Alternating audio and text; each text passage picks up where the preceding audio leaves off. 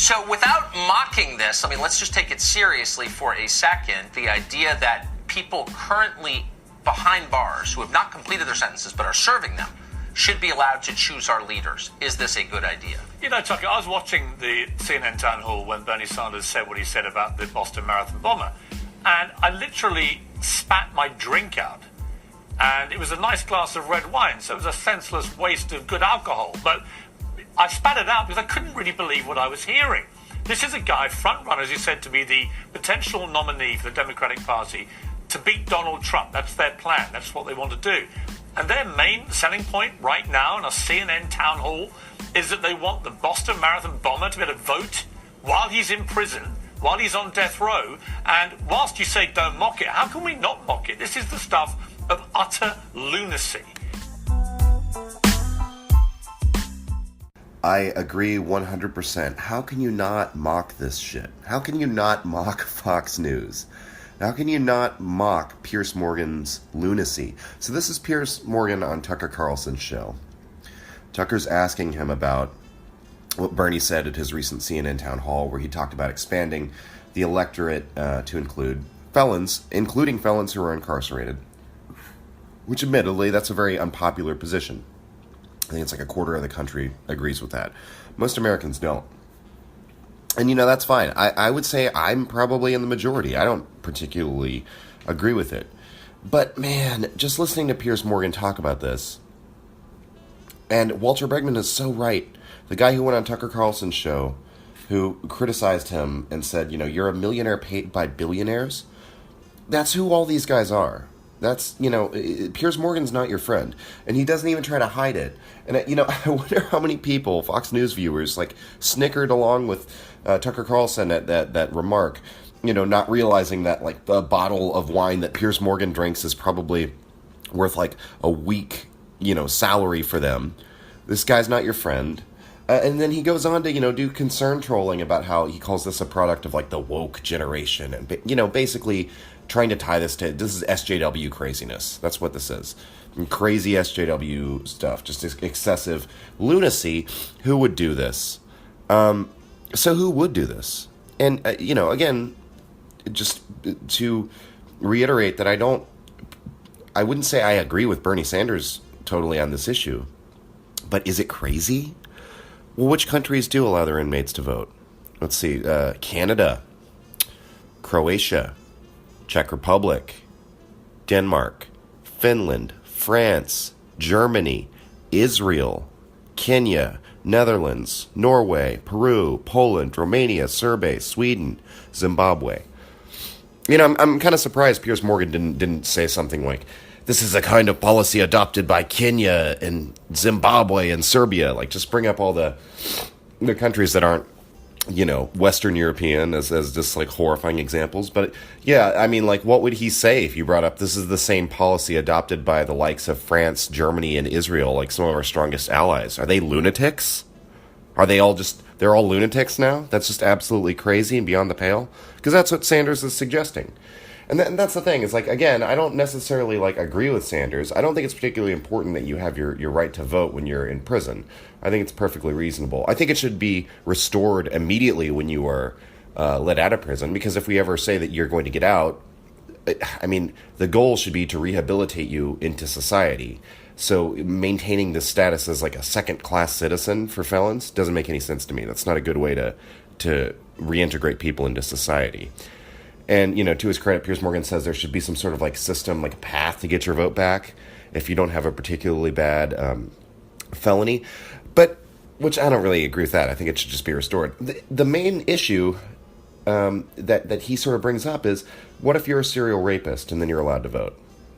Won't you vote for things? You know, he sort of frames it like, do you think that person will be voting for women's rights?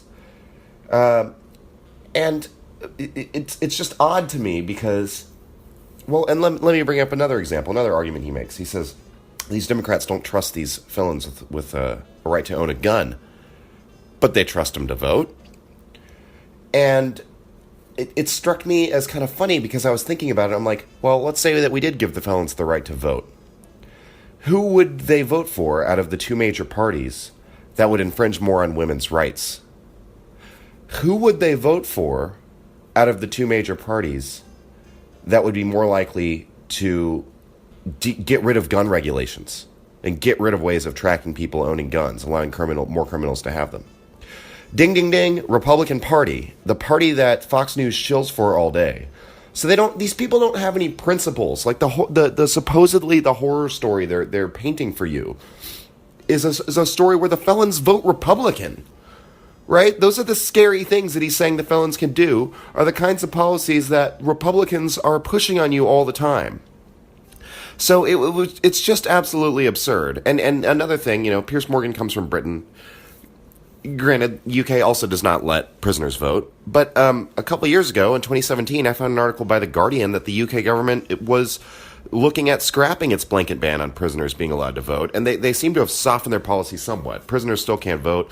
People who are held on remand and have not been convicted can post a ballot, like a postal ballot. They can post their ballot by mail. But in reality, very few of them do. So, it remains illegal in Britain for a felon to vote. But this is the reason why they were looking at it is because the European Court of Human Rights said that the blanket ban on British prisoners voting was contrary to the European Convention on Human Rights. So they say it's a human rights violation. So I think we can have a reasonable debate about how far the electorate should expand into people who have broken the law in the past. But framing this like this is like crazy beyond the pale shit that Bernie Sanders is talking about is just completely disingenuous. And Piers Morgan should know that. And, the fact that he also kind of implies that that it's a contradiction that they don't want the felons to own guns, when it's like Piers Morgan doesn't want you to have a gun. He's a completely anti-gun advocate. And he says, yeah, I don't want felons to have guns, and I also don't want them to be able to vote. So what is Piers Morgan really pushing? So, he's pushing this weird, far-right security state. It has nothing to do with, a libertarian, a left-libertarian or a right-libertarian idea about anything. This dude is an authoritarian. And so, I don't hate Tucker Carlson. I disagree with him on so much. He has been willing to sort of change his position on a lot of things. Those old tapes came out from that one show where he said a lot of things that were pretty repugnant. But ultimately, God, Tucker, when you do segments like this, it really just strikes me like this is just propaganda.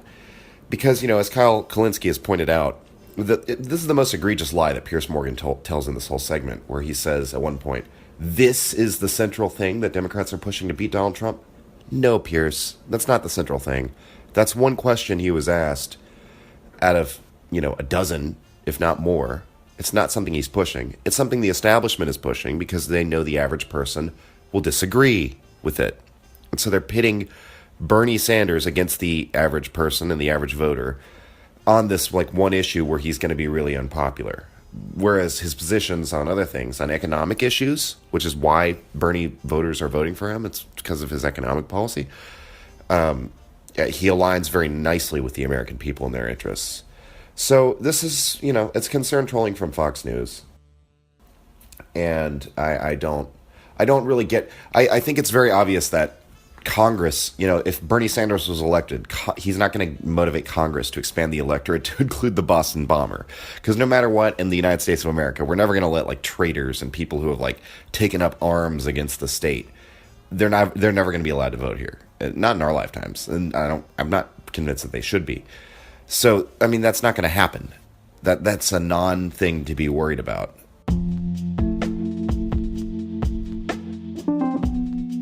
We don't care at all about anything. We're nihilists. All we want is power. When it comes to the issue of enfranchisement, voter enfranchisement for people in prison who are incarcerated, more broadly, just to elaborate on my own opinion on it, I think we should do everything possible to move closer to the Norwegian system. And, maybe that's something of a contradiction because I just said that Norway is one of the countries that allows their incarcerated population to vote. And that's something that I just also said I don't really agree with. I really like Norway's system because their recidivism rates are incredibly low, and they treat their prisoners like human beings, and they rehabilitate them. And when you look at there's a really great documentary they did where an American prison warden went and took a tour of a Norwegian prison. And he's horrified that they have a full kitchen where they have access to butcher knives and things like that. And, all sorts of things that can be used as weapons.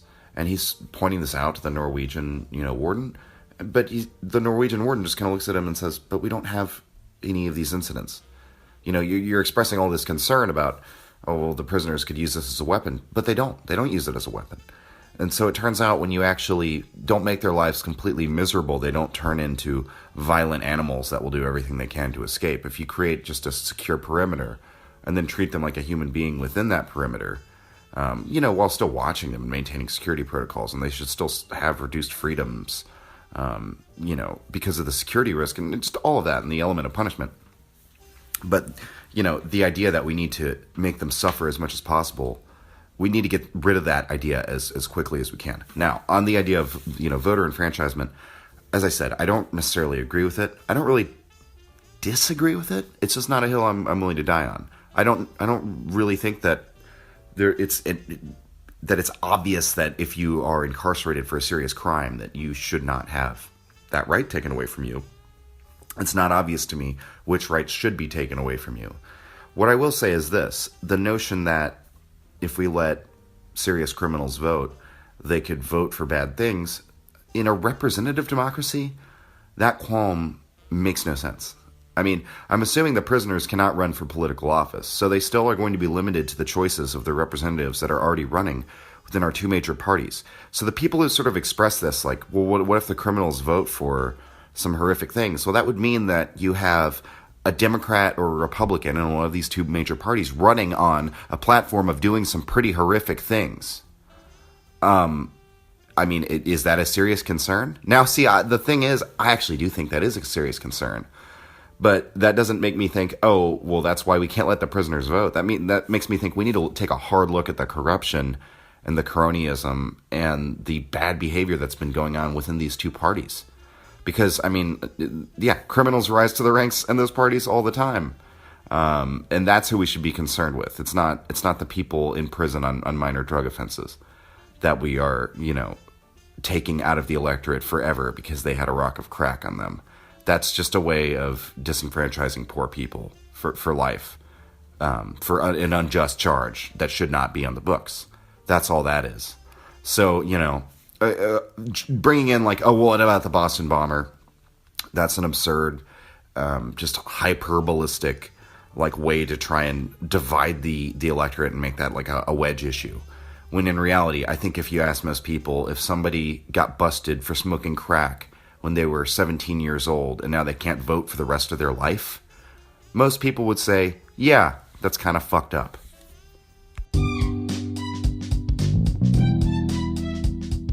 I literally spat my drink out, and it was a nice glass of red wine, so it was a senseless waste of good alcohol.